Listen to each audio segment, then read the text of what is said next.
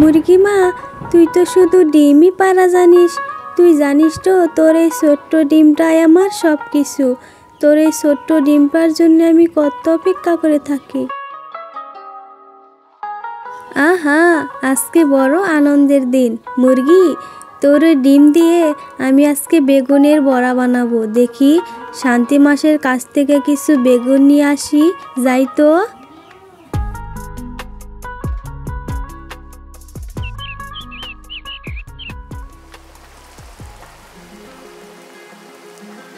শান্তি মাসি, ও শান্তি মাসি, বাড়িতে আসো।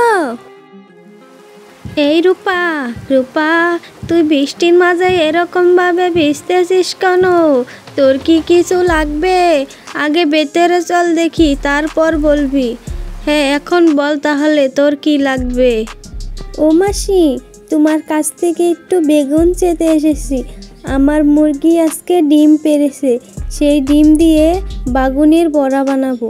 এ তো ছোট জিনিস চাইতে লজ্জা পাচ্ছিস? তোর যা লাগবে সব নিয়ে যা, কিন্তু শর্ত একটাই, বড়া বানিয়ে কিন্তু আমাকেও খাওয়াতে হবে। ঠিক আছে মাসি, আমি তোমার শর্ত মেনে নিলাম।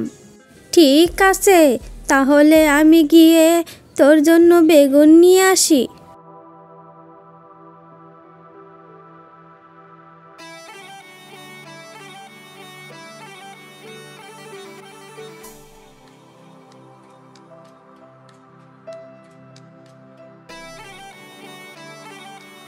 এই নি রূপা, তোর জন্য বেগুন এনে দিলাম। আজকে মনে হয় তোর রান্না আমার কপালেও জুটবে, কি বলিস? ধন্যবাদ মাসি, আজকে তুমি না থাকলে আমার বেগুনের বড়া খাওয়াই হতো না। ঠিক আছে, এত কিছু ভাবিস না, তুই খুশি থাকলে আমিও খুশি। এখন যা তাহলে, বড়া বানিয়ে আমাকেও ডাকিস।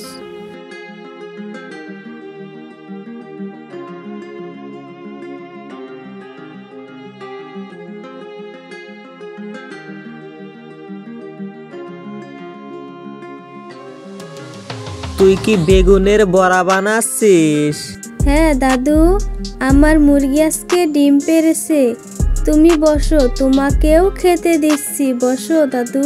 তুই এত ভালো রান্না করতে পারিস রূপা, তোর এই রান্নার হাত একদিন বড় কাজে লাগবে।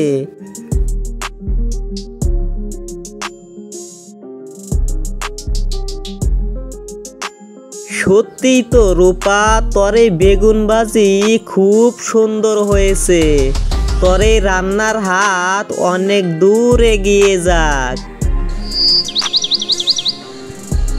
নির্মল, তুই জানিস আজকে রূপা ডালের বড়া বানাচ্ছে। শুনেছি তার বড়া খুবই সুস্বাদু, আমি তার বড়া খেতে চাই। হুজুর, আমি তো জানি আপনি সব কিছুতেই সেরা, কিন্তু রূপা তো গরিব মেয়ে, তাকে তার বড়াগুলোকে রাখতে দিন। আচ্ছা, তুই কি তাহলে আমার আদেশ মানবি না?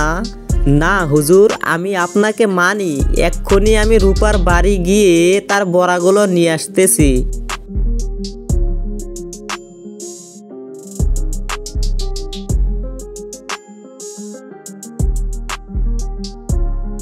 রূপা, জমিদার বাবু আদেশ দিয়েছে তোর বানানো বড়াগুনা নিয়ে যেতে।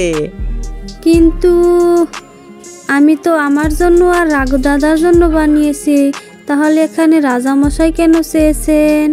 আমি বুঝতে পেরেছি তুই এই বড়াগুলো খুবই কষ্ট করে বানিয়েছিস, কিন্তু জমিদার বাবু খুব রাগী মানুষ। আমি যদি তার এই বড়াগুলো না নিয়ে যাই, সে খুব রাগবে। আমি তো তোর ক্ষতি চাই না রে রূপা।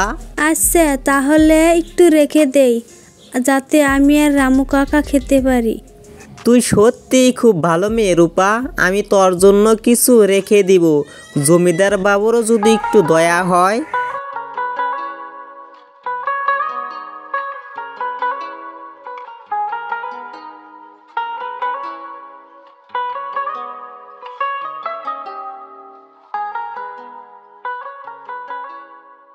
দেখ নির্মল, আমি বলেছিলাম না যে রূপার বানানো বড়াগুলা ভালো হবে? নি, এবার তুইও একটু খেয়ে দেখ।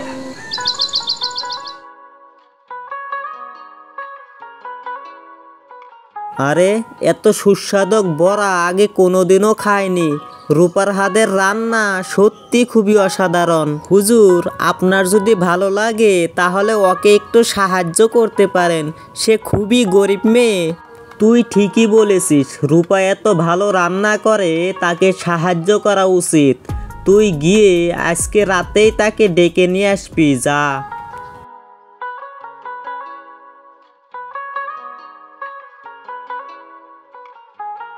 রূপা, জমিদার বাবু তোকে আজ রাতেই ডেকেছেন, তুই কি যাবি? রাজামশাই আমাকে ডেকেছেন, কিন্তু কেন এটা তো আমি বুঝতে পারলাম না। হয়তো তোর বড়ার প্রশংসা করতে চান, কিন্তু তুই একা যাস না, আমিও সঙ্গে যাব।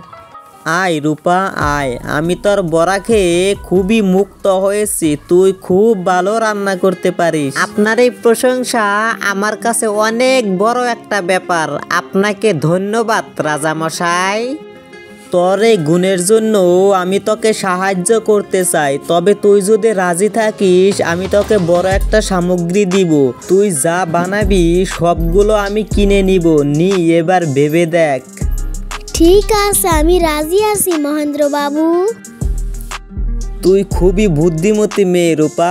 তুই যে সিদ্ধান্ত নিয়েছিস তাতে তোর ভবিষ্যতের ভালো হবে। আমি বলে দিলাম, আমি নিজে সাহায্য করব।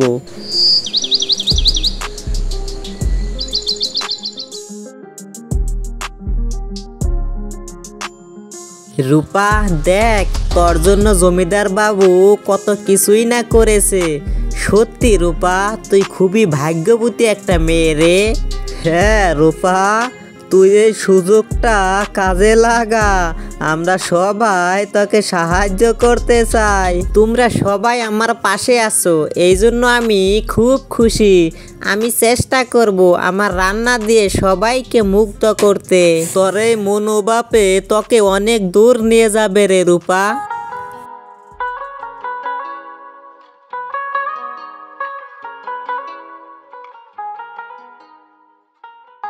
দেখ নির্মল, আমি বলেছিলাম না যে রূপার এই গুণ তার ভাগ্য পরিবর্তন করে দিবে। দেখ এখন একদম ঠিক বলেছিলেন, রূপা এখন গ্রামের গর্ব। রূপা, তোর জন্য আমি খুবই গর্বিত। তুই নিজের গুণে নিজের নাম অর্জন করেছিস। রাজামশাই, আপনাকে অনেক ধন্যবাদ। আপনাকে ছাড়া আমি কিছুই করতে পারতাম না। আমার সাফল্যর কারণ একমাত্র আপনি রাজামশাই। আপনাকে অনেক ধন্যবাদ রাজামশাই।